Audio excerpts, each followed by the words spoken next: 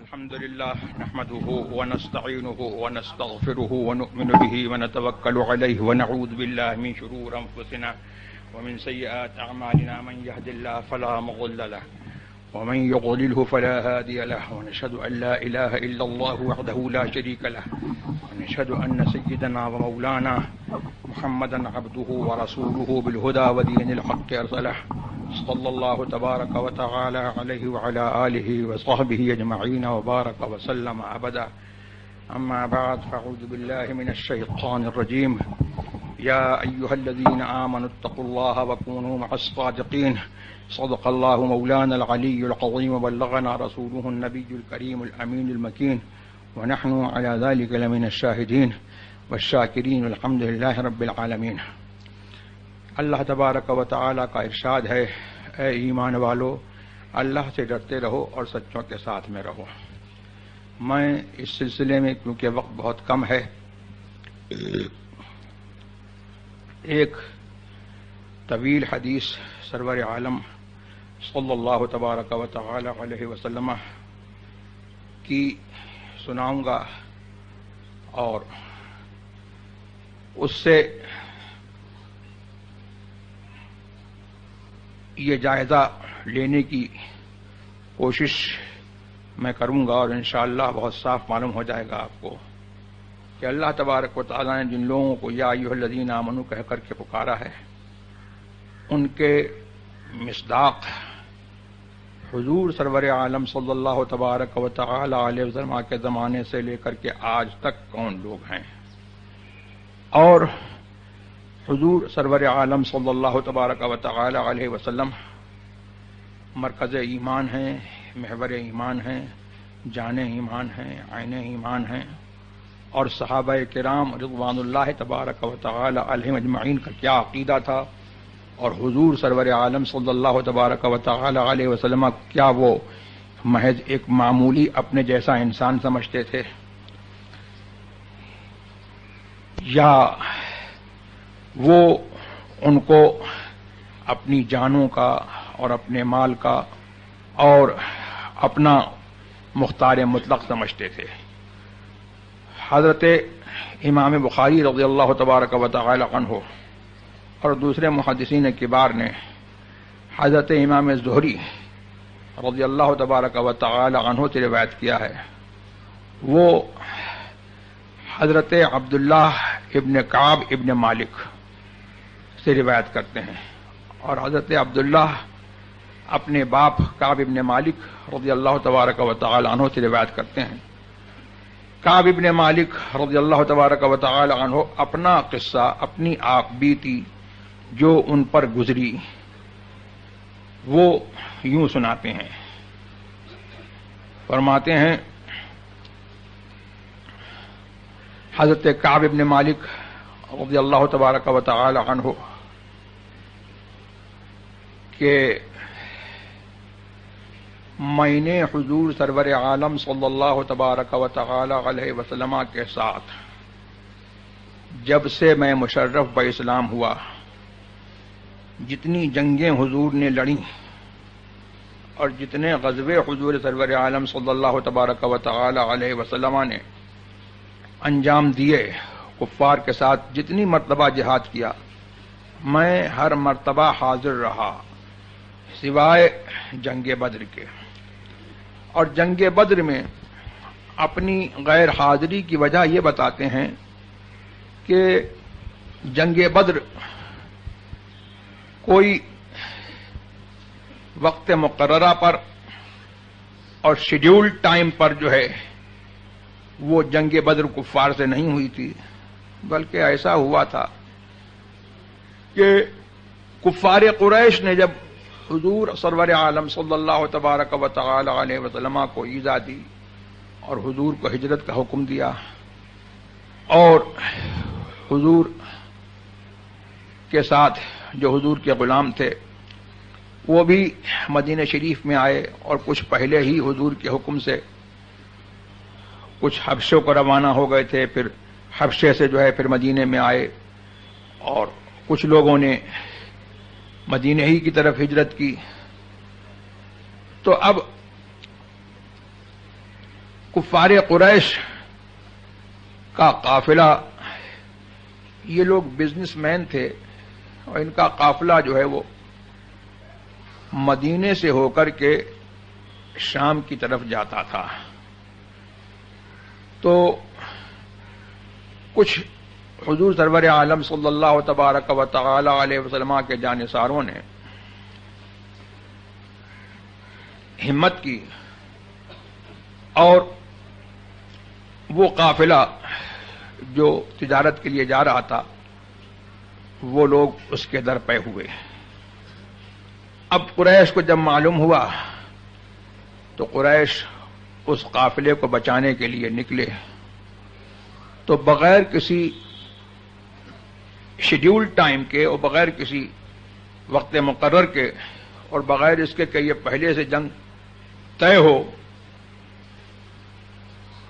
اتفاق سے اچانک مسلمانوں کا گروہ اور کفار کا لشکر جو ہے وہ آمنے سامنے ہو گیا اور جنگ بدر کی جنگ، پہلی جنگ حق و باطل کی ہوئی، جس میں اللہ تبارک و تعالی نے حضور سرور عالم صلی اللہ تبارک و تعالی علیہ وسلم کے وسیلے سے بے سر و سامان صحابہ کرام رضوان اللہ تبارک و تعالی علیہم اجمعین کو بہت سارے کفار کے لشکر جرار پر جو ساز و سامان سے ہتھیاروں سے لیس تھے ان پر فتح عطا فرمائی. حضرت کعب بن مالک کہتے ہیں کہ حضور سرور عالم صلی اللہ تبارک و تعالی علیہ وسلم کا یہ موقف اور یہ جہاد اور جنگ بدر یہ بہت ہی ایک ہسٹوریکل مومنٹ تھا اور بہت ہی تاریخی اور سب سے افضل جنگ جو حضور سرور عالم صلی اللہ علیہ وسلم نے کفار سے لڑی یہ تھی. پھر کہتے ہیں کہ لیکن اس کے باوجود میری یہ تمنا نہیں ہے کہ میں جنگ بدر میں شریک ہوتا، اس لیے کہ مجھے اللہ تبارک و تعالی نے اس شرف سے نوازا جو شرف جنگ بدر کی شرکت سے افضل ہے. وہ شرف یہ تھا کہ مکان عقبہ میں اس پہاڑ کے نیچے جہاں حضور سرور عالم صلی اللہ تبارک و تعالی علیہ وسلم تشریف فرما تھے، میں نے حضور سے اسلام پر اور طاعت پر اور حضور کا کہنا ماننے پر میں نے عہد کیا. اس کے بعد کہتے ہیں کہ پھر تمام غزووں میں شریک رہا یہاں تک کہ غزوہ تبوک ہوا. اور یہ غزوہ تبوک، سارے غزوے تو ہوئے، جنگ بدر ہوئی، جنگ احد ہوئی، یہ تو عربوں کی جنگ عربوں سے ہوئی. اور غزوہ تبوک یہ اس وقت کی جو بڑی پاورفل اور سپر پاور حکومت تھی روم کی، سرکار نے مدینے سے بہت دور، سینکڑوں کلومیٹر دور تبوک میں شام کے قریب رومیوں سے جو ہے اس سپر پاور سے یہ جنگ لڑی اور حضور سرور عالم صلی اللہ تبارک و تعالی علیہ وسلم کو فتح حاصل ہوئی. کہتے ہیں کہ یہاں تک کہ غزوہ تبوک کی باری آئی اور حضور سرور عالم صلی اللہ تبارک و تعالی علیہ وسلم نے عام منادی فرما دی، اعلان فرما دیا کہ لوگ جو ہے اس کے لیے تیاری کریں. اور غزوہ تبوک سے پہلے حضور سرور عالم صلی اللہ تبارک و تعالی وسلم کا طریقہ یہ تھا اکثر بیشتر کہ اگر کسی غزوے کے لیے جاتے تو اپنا فائنل ڈیسٹینیشن نہیں بتاتے تھے بلکہ توریہ کرتے تھے اور پہلودار بات کہتے تھے کہ میں فلاں جگہ جا رہا ہوں. اور یہ حضور کے غلاموں کو معلوم ہوتا تھا کہ فائنل ڈیسٹینیشن کیا ہے اور فرماتے تھے کہ جنگ جو ہے وہ دھوکے کا نام ہے. جنگ میں دشمن کو جو ہے اپنے راز سے واقف نہ کرایا جائے اور ایسی پالیسی اختیار کی جائے کہ دشمن جو ہے دھوکہ کھائے، تو یہ فرماتے تھے کہ جنگ دھوکے کا نام ہے. مگر غزوہ تبوک میں حضور سرور عالم صلی اللہ تبارک و تعالی علیہ وسلم نے عام منادی فرما دی اور فرما دیا کہ تبوک کی طرف جانا ہے، اور سب کو جو ہے حکم ہو گیا کہ کوئی جو ہے پچھڑنے نہ پائے، اور سب لوگ جو ہے اپنی پوری تیاری سے نکلیں۔ کہتے ہیں کہ حضور سرور عالم صلی اللہ تبارک و تعالی نے جو ہے جب اعلان فرما دیا تو میں جو ہے اس وقت جو ہے میں بہت آسودہ حال تھا، اور بہت ہی میں تونگر تھا، مالدار تھا، اور جہاد پر جو ہے مجھ کو بڑی قوت تھی۔ اور یہ غزوہ تبوک کس زمانے میں ہوئی؟ فرماتے ہیں بہت گرمی کا زمانہ تھا، جس زمانے میں پھل پک جاتے ہیں اور سائے جو ہے وہ گھنے ہوتے ہیں، ایسا زمانہ تھا۔ تو حضور سرور عالم صلی اللہ تبارک و تعالی نے اعلان فرمایا، اور جمعرات کے دن جو ہے صبح کو آپ جو ہے غزوہ تبوک کے لیے جو ہے مدینہ شریف سے روانہ ہوئے۔ اور حضور کی یہ عادت تھی کہ جب کسی سفر کے لیے نکلتے تھے تو جمعرات ہی کے دن جو ہے حضور جو ہے وہ سفر فرماتے تھے۔ اب کہتے ہیں کہ میں نے دل میں سوچا کہ حضور چلے گئے، میں کل جمعے کے دن جاؤں گا، بازار جاؤں گا اور اپنا ساز و سامان خریدوں گا، لشکر اور حضور سرور عالم صلی اللہ تبارک و تعالی علیہ وسلم سے جو ہے مل جاؤں گا، لیکن مجھے کچھ کام درپیش ہو گیا تو جمعے کے دن نہیں گیا۔ اور مجھے یہ سائے گھنے اچھے لگ رہے تھے اور یہ پھل پک گئے تھے، مجھے جو ہے اس کی طرف رغبت تھی، وہ اچھا لگ رہا تھا۔ تو دوسرے دن بھی جو ایسا ہوا کہ میں نے کہا کہ دوسرے دن نکل جاؤں گا، سامان خرید لوں گا اور اس کے بعد حضور سے مل جاؤں گا۔ کہتے ہیں کہ پھر مجھے کوئی کام درپیش ہو گیا، پھر میں نہیں جا سکا۔ اس کے بعد کہتے ہیں کہ مجھے جو ہے گناہ نے گھیر لیا اور میں جو ہے پھر بیٹھ رہا۔ اور اس کے بعد کہتے ہیں کہ میں نکلتا تھا بازاروں میں تو مجھ کو بڑی شرم آتی تھی، اور مجھے جو ہے یہ بہت برا لگتا تھا کہ لوگ دیکھیں اور وہ کسی ایسے شخص کو دیکھیں کہ جس کے اوپر جو ہے انگلیاں اٹھائی جائیں اور لوگ تانا دیں کہ یہ منافق ہے۔ یعنی اس زمانے میں حضور سرور عالم صلی اللہ تبارک و تعالی علیہ وسلم کے غزوے میں اگر کوئی شخص نہ جائے تو وہ منافق سمجھا جاتا تھا، لیکن یہ وفادار غلام تھے تو ان کو اس سے تکلیف ہوتی تھی۔ کہتے ہیں کہ اور لشکر اتنا عظیم جرار لشکر تھا کہ اگر کوئی چھپنا چاہتا تو آسانی سے چھپ سکتا تھا، اس لیے کہ اس لشکر کو کوئی بہت بڑا رجسٹر بھی جو ہے اس کا احاطہ نہیں کر سکتا تھا، اتنا عظیم لشکر تھا۔ اور پچھڑنے والے جو لوگ پیچھے رہ گئے وہ 80 سے زیادہ کچھ لوگ تھے، یعنی 83 سے لے کر کے 89 تک ان کی تعداد رہی ہوگی۔ کہتے ہیں کہ حضور سرور عالم صلی اللہ تبارک و تعالی میں جب غزوہ تبوک میں جنگ میدان تبوک میں پہنچے تو مجھے یاد کیا اور کہا کہ کعب ابن مالک کہاں ہیں؟ تو کہتے ہیں کہ میری قوم کا ایک شخص تھا، اس نے کہا کہ کعب ابن مالک تو اپنے عائش میں جو ہے مست ہیں، وہ اپنے اچھے لباس میں مست ہیں اور وہ اپنے اچھے لباس کی طرف نظر کر رہے ہیں اور ان کو اچھے لباس کو دیکھنے سے فرصت نہیں ہے۔ تو کہتے ہیں کہ یہ شخص جو تھا غالباً منافق تھا، اور کچھ اس کو حضرت کعب ابن مالک رضی اللہ تبارک و تعالی عنہ سے ذاتی رنجش تھی۔ تو حضرت معاذ ابن جبل رضی اللہ تبارک و تعالی عنہ نے فرمایا کہ اے شخص تو کتنی بری بات کہتا ہے، اور پھر ان کی معذرت پیش کی حضور کی خدمت میں کہ کہا کہ یا نبی اللہ، اللہ کے رسول صلی اللہ تعالی علیہ وسلم، یہاں سے آپ سنیے کہ یا نبی اللہ کہہ رہے ہیں صحابہ پکار رہے ہیں یا نبی اللہ، یہی تو مسلک اہل سنت ہے، ہم بھی تو پکارتے ہیں یا رسول اللہ۔ ہاں، یہی جو ہے مسلک اہل سنت ہے، اور یہی مسلک اعلی حضرت غیظ میں جل جائیں بے دینوں کے دل یا رسول اللہ کی کثرت کی۔ کوئی بات ہوتی صحابہ جو ہے یا نبی اللہ یا رسول اللہ کہہ کر کے پکارتے، کہنے لگے یا نبی اللہ، اے اللہ کے نبی، ہم تو اس آدمی کو جو ہے اچھا ہی جانتے ہیں، یہ غلط کہہ رہا ہے۔ حضور سرور عالم صلی اللہ تبارک و تعالی علیہ وسلم خاموش ہو گئے۔ اب اس کے بعد کہتے ہیں کہ میں جو ہے اپنے تمام اصحاب میں بہت پاورفل آدمی تھا، بہت طاقتور آدمی تھا. میں جو ہے آتا تھا، بازاروں میں چلتا تھا اور بازاروں میں گھومتا تھا، اور میرے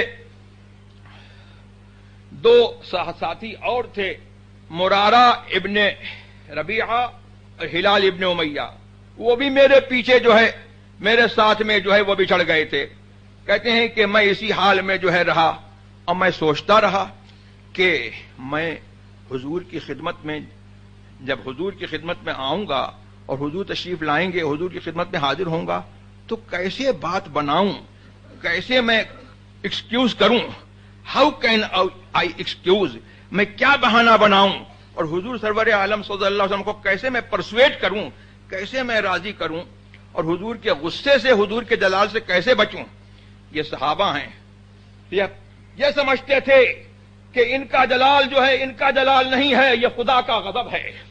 یہی تو مسلک اعلی حضرت ہے، نہیں وہ میٹھی نگاہ والا، خدا کی رحمت ہے جلوہ فرما، غضب سے ان کے خدا بچائے، جلال باری تب.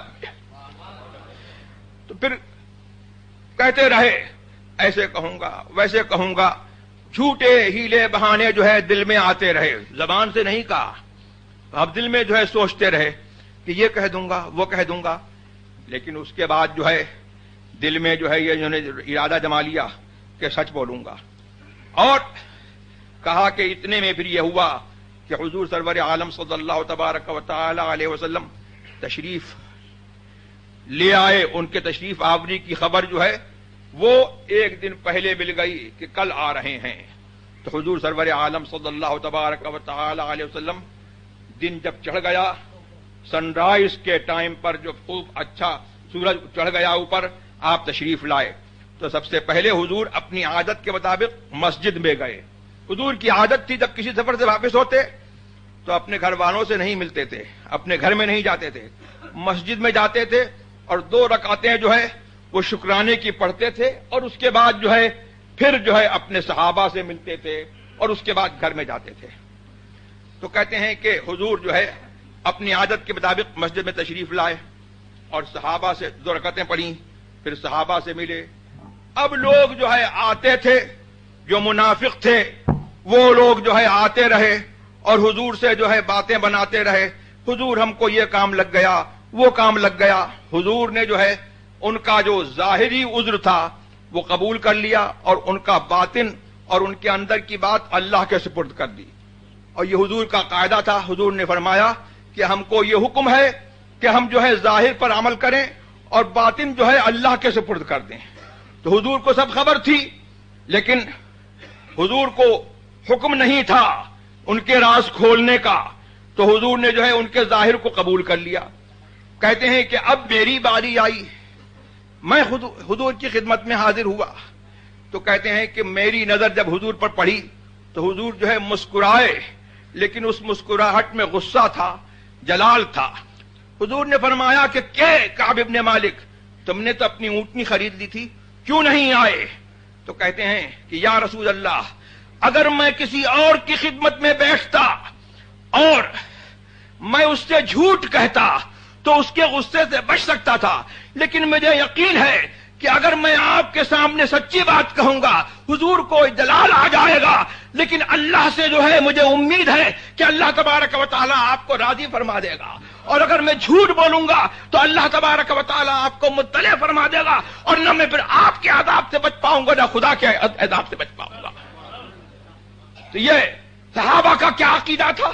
صحابہ کا عقیدہ یہ تھا کہ ہمارا پروفٹ جو ہے، our prophet knows the intrinsic, knows whatever we conceal in our heart, and he knows the unseen.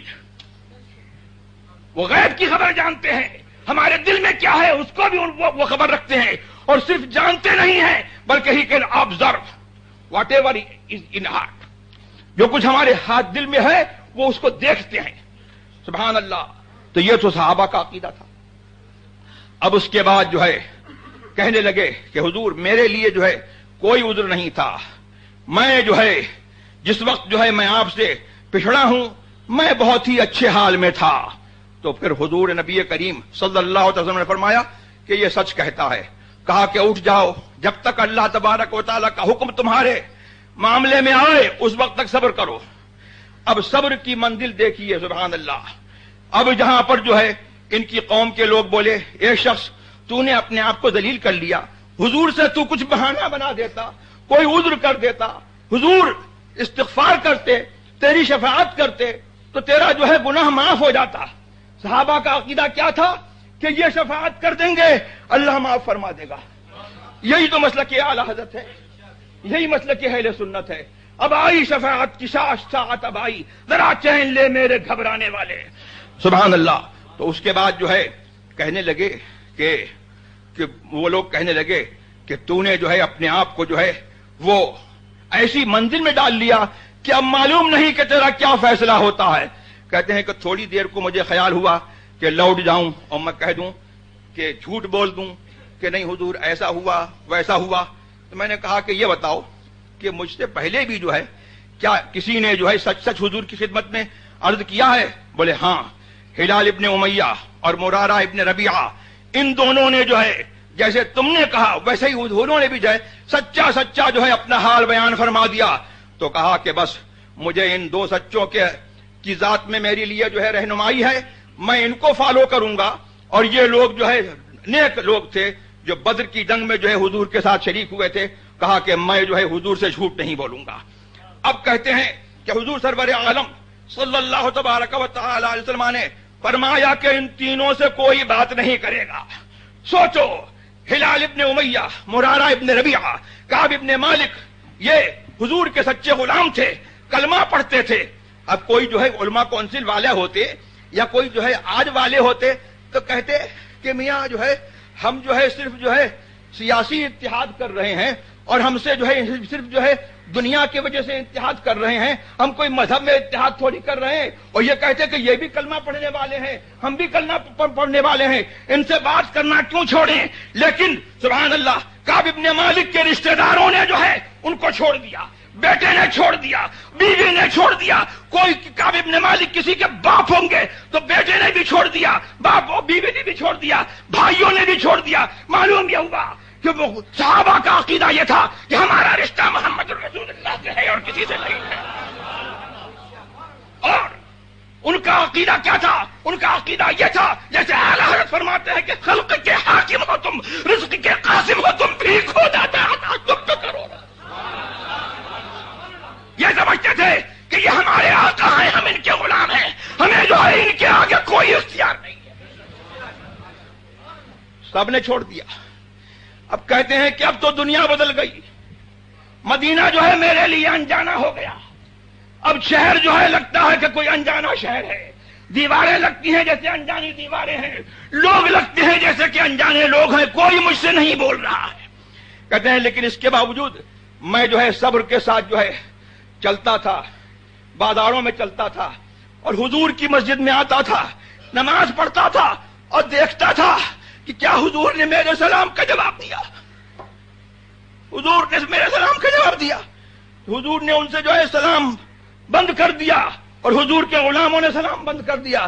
کہتے ہیں کہ پھر میں ایک ساریہ، ایک عمود، ایک پلر کی طرف جو ہے کھڑے ہو کر کے، اور سنت یہی ہے کہ جب اکیلا نماز پڑھ رہا ہے تو کوئی پلر وغیرہ ہو اس کے سامنے جو ہے کھڑا ہو جائے تاکہ ستھرا ہو جائے۔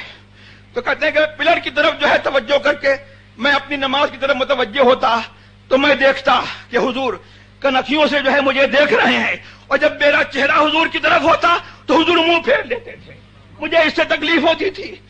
سبحان اللہ۔ پھر کہہ رہے ہیں کہ یہی جو ہے حالت میں جو ہے ایک دن ایسا ہوا کہ بازار میں جا رہا تھا تو غسان بادشاہ شام جو ہے اس کا خط آیا، اور ایک نصرانی جو ہے یا تمہاری کوئی ذلت ہو ہم تمہاری عزت کریں گے اور ہم تمہیں جو ہے بہت رسپیکٹ کے ساتھ رکھیں گے، ہمارے پاس آ جاؤ۔ سبحان اللہ۔ تو دل میں سوچتے، لیکن یہ سچی غلامی کو انہوں نے جو ہے یہی مسلک اعلی حضرت ہے کہ انہیں جانا، انہیں مانا، نہ رکھا غیر سے کام، للہ الحمد میں دنیا سے مسلمان گیا۔ کہتے ہیں کہ یہ تو اور مصیبت ہو گئی۔ تو کہتے ہیں کہ میں نے جو ہے اس خط کو لیا اور تندور میں آگ بھڑکائی اور تندور میں جو ہے اس خط کو جلا دیا کہ یہ خط ہی نہیں رہے گا کہ جو مجھے جو ہے جانے کا خیال ہو یا کسی کو جو ہے اس خط کے اوپر اطلاع ہو تو سمجھے کہ میں سازش کر رہا ہوں. سبحان اللہ. تو اس کے بعد جو ہے کہتے ہیں کہ اسی حال میں جو ہے 40 راتیں گزر گئیں. اب حضور سرور عالم صلی اللہ تبارک و تعالی علیہ وسلم نے امتحان لیا کعب ابن مالک کا اور مرارہ ابن ربیعہ کا، ہلال ابن امیہ کا. کعب ابن مالک کے پاس جو ہے قاصد بھیج دیا، اپنا میسنجر بھیج دیا اور کہلوا دیا ان کی بیوی سے، ان سے کہلوا دیا کہ اپنی بیوی کو چھوڑ دو. انہوں نے کہا طلاق دے دوں؟ کہا نہیں طلاق مت دو، لیکن اس سے صحبت مت کرنا، اس کے پاس مت رہنا. اور ایسے ہی جو ہے مرارہ ابن ربیعہ سے کہلوایا، یہی جو ہے ہلال ابن امیہ سے کہلوایا. تو کہتے ہیں کہ ہلال ابن امیہ کی بیوی حضور کی خدمت میں حاضر ہوئی اور وہ کہنے لگی کہ ہلال ابن امیہ بہت بوڑھا شخص ہے اور اس کا تو عجیب حال ہے، اور ان دونوں کا عجیب حال ہوا کہ یہ لوگ جو ہے نڈھال ہو گئے، غم سے لیٹ گئے، بچ گئے، اور کہتے ہیں کہ اپنا سر نہیں اٹھاتے تھے. تو کہتے ہیں کہ جی اب ختم ہو رہی بات. تو کہنے لگے کہ خدمت میں آئی، کہنے لگی کہ بوڑھا شخص ہے اور وہ نہ کھاتا ہے نہ پیتا ہے، میں کیا اس کی خدمت کر سکتی ہوں؟ حضور نے کہا کہ ہاں خدمت کرو، لیکن تم سے ہرگز صحبت نہ کرے.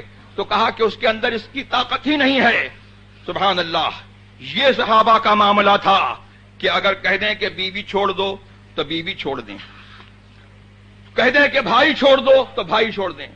کہہ رہے ہیں کہ اب یہاں پر جو ہے کہتے ہیں کہ جب میری مصیبت جو ہے بہت زیادہ ہوئی اور مجھے صبر نہیں ہوا، تو ایک دن جو ہے میں اپنے بھائی کے باغ میں کیسے گیا، دروازہ بند تھا، دیوار پر میں چڑھ گیا. میرا چچازاد بھائی ابو قتادہ تھا جو میرا چچازاد بھائی تھا. میں نے اس کو سلام کیا، اس نے سلام کا جواب نہیں دیا.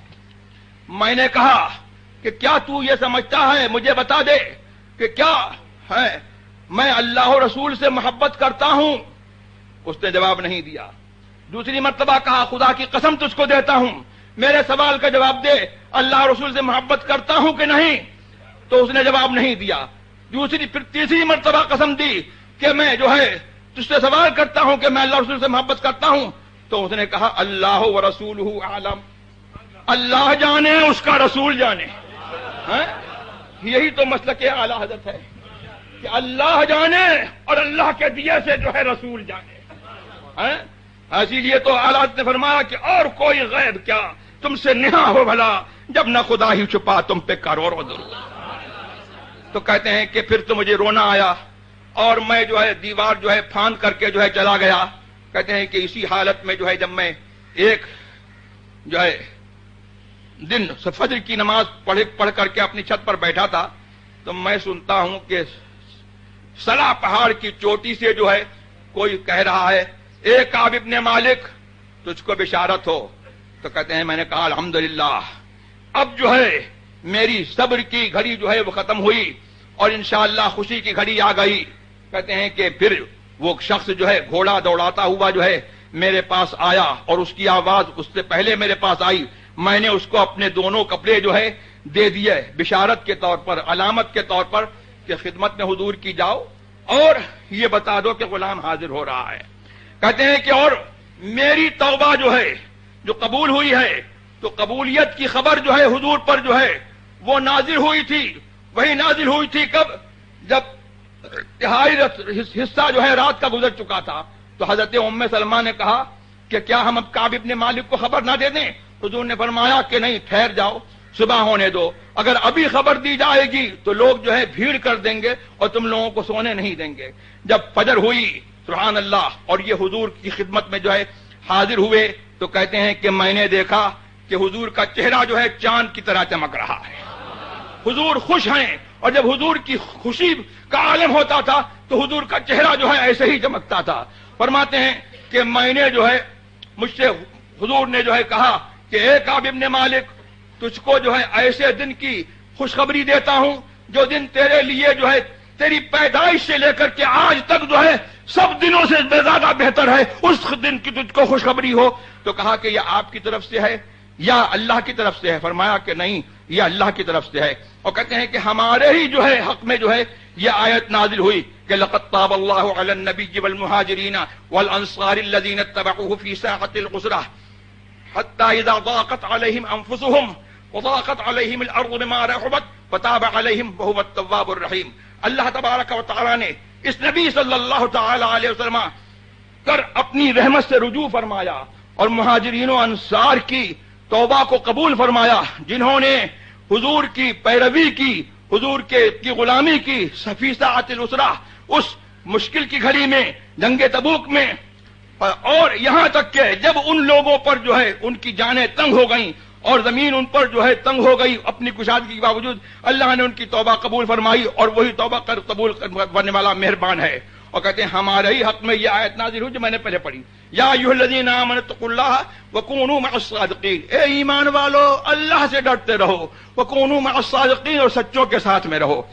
تو کہتے ہیں کہ پھر میں نے جو ہے حضور کی خدمت میں عرض کی کہ میری توبہ یہ ہے کہ حضور میں ہمیشہ سچ بولوں گا۔ تو جھوٹ تو بولا نہیں تھا، لیکن یہ یہاں سے مسئلہ معلوم ہوا کہ دل میں جو ہے کسی گناہ کا پکا ارادہ کر لینا وہ بھی گناہ ہے۔ دل میں تو انہوں نے جو ہے ٹھان لیا تھا کہ حضور سے ایسے بولوں گا ویسے بولوں گا، تو اس سے توبہ کر رہے ہیں، زبان سے نہیں کہا ہے لیکن دل میں جو ہے برا خیال آیا اس سے توبہ کر رہے ہیں۔ ہاں سبحان اللہ، کہا کبھی جھوٹ نہیں بولوں گا، اور میری توبہ یہ ہے کہ اللہ اور رسول کے لیے جو ہے میرا سارا مال صدقہ ہے، سارے مال سے میں جو ہے دستبردار ہوتا ہوں۔ فرمایا کہ نہیں، اپنا کچھ مال جو ہے چھوڑ دو تو تمہارے لیے یہ بہتر ہے۔ تو فرمایا کہ عرض کیا کہ جو خیبر کا میرا حصہ ہے وہ میں لے لیتا ہوں۔ اس کے بعد پھر جو ہے کہتے ہیں کہ ہم لوگوں نے جو ہے اللہ تبارک و تعالیٰ کا شکر ادا کیا کہ اللہ تبارک و تعالیٰ نے جو ہے ہم کو یہ نعمت عطا فرمائی، اور میرے دونوں دوستوں کو، ہلال ابن امیہ کو اور مرارہ ابن ربیعہ کو، یہ نعمت عطا فرمائی کہ ہم نے جو ہے حضور سے سچ بولا۔ تو میں نے یہ دعا کی کہ اللہ تبارک و تعالیٰ نے جس طرح جو ہے مجھے آزمایا ہے ایسے جو ہے کسی اور کو نہ آزمائے، اور اللہ تبارک و تعالیٰ جو ہے اگلی زندگی میں جو ہے آگے کی جو زندگی ہے میری اس میں جو ہے مجھے محفوظ رکھے۔ تو یہ میں نے چند باتیں جو ہے آپ کے سامنے سنا دی، جس سے آپ جو ہے یہ خوب سمجھ سکتے ہو کہ صحابہ کیا سمجھتے تھے کہ ہمارا رشتہ حضور سے ہے، اور جس کا رشتہ حضور سے ہے ہمارا اس سے رشتہ ہے، اور جس سے حضور نے جو ہے منع فرما دیا ہم اس سے نہیں ملیں گے۔ یہ صحابہ کا جو ہے عقیدہ تھا، اور پھر یہ بھی صحابہ کا عقیدہ تھا کہ حضور ہم جیسے نہیں ہیں بلکہ ایسے ہیں کہ وہ سارے انسانوں کے بادشاہ ہیں اور سارے انسانوں کے حاکم ہیں اور سب ان کے غلام ہیں۔ اور یہ بھی ان کا عقیدہ تھا کہ حضور کی شفاعت جو ہے، جس کے لیے حضور کی شفاعت ہو جائے گی اس کی بخشش ہو جائے گی۔ یہی میرے سرکار نے یہی تو فرمایا ہے کہ شفاعتی لأہل الکبائر من امتی، میری شفاعت جو ہے میری امت کے بڑے گناہ گاروں کے لیے ہے۔ اور میری دوسری حدیث میں جو وہاں مدینہ شریف میں ابھی لکھی ہوئی ہے، نیکیوں کو نظر نہیں آئی ہے ورنہ اس کو مٹا دیتے، فرمایا شفاعتی حق فمن لم یؤمن بها لم یکن من اہلها، میری شفاعت جو ہے وہ برحق ہے، جو اس پر ایمان نہیں رکھتا وہ شفاعت اس کو نہیں ملے گی، شفاعت ان کو ملے گی جو شفاعت کو مانتے ہیں۔ تو مسلک اہل سنت والجماعت جو ہے یہی مسلک اعلی حضرت ہے، جس کو پہچان کے لیے مسلک اعلی کہا جاتا ہے۔ اسی کا نام جو ہے بریلویت ہے۔ یہ وہ بریلویت ہے جو حضور کے زمانے سے جو ہے چلی آ رہی ہے۔ تو میری آپ کو یہی وصیت ہے، یہی نصیحت ہے کہ اس مسلک پر جو ہے آپ لوگ قائم رہیں۔ مسلک اہل سنت کیا ہے؟ اہل سنت کا ہے بیڑا پار اصحاب حضور، نجم ہے اور ناؤ ہے عطرت رسول اللہ کی۔ وآخر دعوانا الحمدللہ رب العالمین۔